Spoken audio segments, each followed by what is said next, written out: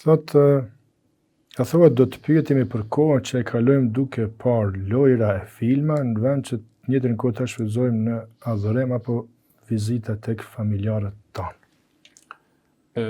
Në radhë parë, besimtari duhet ta kupton që koha është shërbim tonin dhe për kohën do të merremi në pyetje.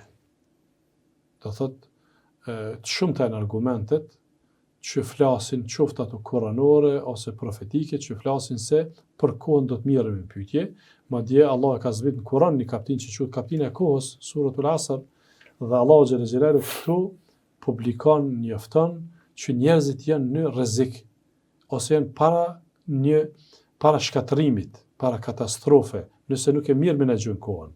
Thot Allahu xhalla xhelalu wal asr, betohet Allahu në kohën, pasha kohën, betohem në kohën. Innal insana lafi khusr, vërtet njeriu, pra pa dallim, njerëzimi janë në shkatërim e sipër. Pastaj Allahu specifikon, illa alladhina amanu, ata që shfrytëzojnë mirë kohën, duke e njoftë Allahun, duke adhuru Allahun, wa amilu salihati, bojnë punë të mira, wa tawasaw bil haqqi wa tawasaw bil haqqi wa tawasaw bis sabr. Pra, edhe këshillojnë njëri tjetrin, sugjerojnë njëri tjetrin me durim edhe në të vërtetën. Pra që i bie se, nëse nuk menaxhohet koha, nuk shfrytëzohet koha për mirësi, për mbarësi, për vlera, atëherë bie që njeriu është në shkatërim dhe pa dyshim që ka më marrë në pyetje.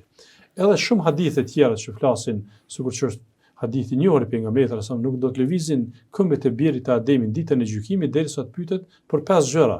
Ku e ka kaluar rinin, ku e ka kaluar jetën, çka ka bë me jetën e tij, me kohën është fjala, ku e ka shfrytzuar, si e ka menaxhuar kështu me radhë.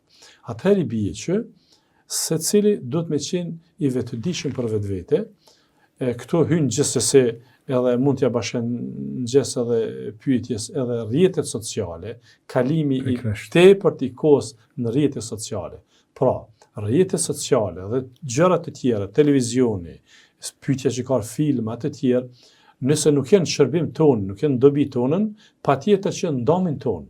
Pra që i bie se e ke keq shfrytzu kohën, e ke keq harxhu kohën, e ke keq menaxhu kohën, patjetër që do të mirëmi në pyetje, ose thonë mi do të hapim llogari para Zotit, jo vetëm marr pyetje, po kjo do të kthehej në bumerang për neve, në ndamin tonë, ndeshkohemi, o gjuna pro thjesht, është gjuna, është mëkat me harxhu kohën e gjëra të panevojshme.